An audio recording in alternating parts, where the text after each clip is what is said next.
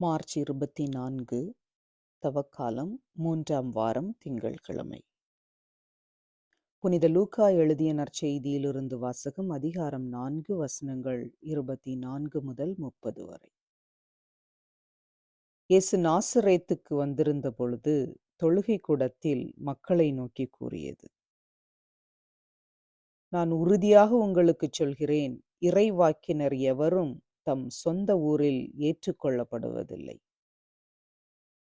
உண்மையாக நான் உங்களுக்குச் சொல்கிறேன், எலியாவின் காலத்தில் 3½ ஆண்டுகளாக வானம் பொய்த்தது, நாடெங்கும் பெரும் பஞ்சம் உண்டானது. அக்காலத்தில் இஸ்ராயேலரிடையே கைம்பெண்கள் பலர் இருந்தனர். ஆயினும் அவர்களுள் எவரிடமும் எலியா அனுப்பப்படவில்லை. சீதோனை சேர்ந்த சாரிபாத்தில் வாழ்ந்த ஒரு கைம்பெண்ணிடமே அனுப்பப்பட்டார். மேலும் இறைவாக்கினர் எலிசாவின் காலத்தில் இஸ்ராயேலரிடையே தொழுநோயாளர்கள் பலர் இருந்தனர். ஆயினும் அவர்களுள் எவருக்கும் நோய் நீங்கவில்லை. சிரியாவை சார்ந்த நாமானுக்கே நோய் நீங்கிற்று. தொழுகை கூடத்தில் இருந்த யாவரும் இவற்றை கேட்டபோது சீற்றம் கொண்டனர். அவர்கள் எழுந்து அவரை ஊருக்கு வெளியே துரத்தி அவ்வூரில் அமைந்திருந்த மலை உச்சியிலிருந்து கீழே தள்ளிவிட இழுத்துச் சென்றனர். அவர் அவர்கள் நடுவே நடந்து சென்று அங்கிருந்து போய்விட்டார். இது கிறிஸ்து வழங்கும் நற்செய்தி. கிறிஸ்துவே உமக்கு புகழ். சிந்தனை: சொந்த ஊரில் ஏற்றுக்கொள்ளப்படாத இறைவாக்கினர்கள். ஆம், சொந்த ஊரில், சொந்த வீட்டில், என் சொந்த நாட்டில் ஏற்பிசைவும் பாராட்டும் பெறாத பலரை நாம் பார்க்கின்றோம். எத்தனையோ கலைஞர்கள், எத்தனையோ படைப்பாளர்கள், எத்தனையோ அறிவியலாளர்கள் தக்க ஊக்குவிப்பு இல்லாததால் சோர்வடைந்து அடங்கி போவதை பற்றியும் நாம் பல இடங்களில் பல நேரங்களில் கேள்விப்பட்டிருக்கின்றோம்.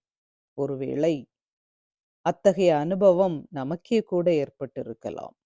என்ன காரணம்?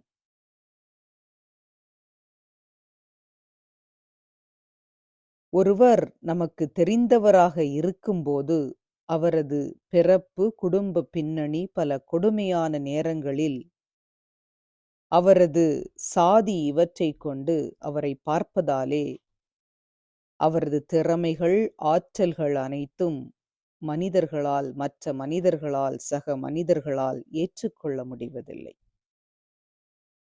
நமக்கு குழந்தைகளின் பார்வை அல்லது இறைவனின் பார்வை தேவை என்பதே இன்றைய வாசகத்தின் வெளிப்படலாக தெரிகின்றது.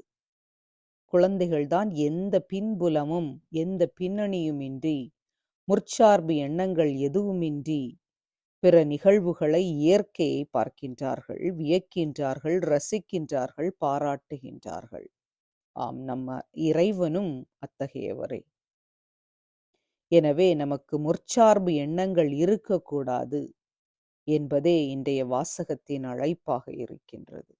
நாமும் நமது முற்சார்பு எண்ணங்களை களைந்து மாந்தரை, அவரது இயல்பை, அவர்களது திறமைகளை மட்டும் கண்டு பாராட்ட முன்வருவோம்.